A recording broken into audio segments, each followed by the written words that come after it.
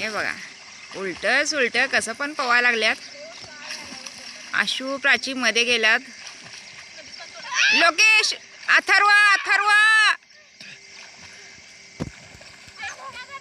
हे बघा हे आडवारीला मका लावल्यात. तिकडे टाकळी आहे, इकडं दानवाड आहे. हे बघा तिकडे दगडावर बगळा बसलाय.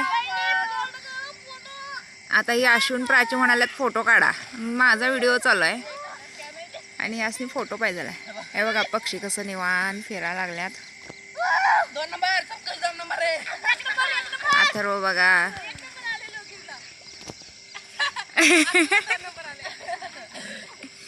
नुसता दंगा घालतात.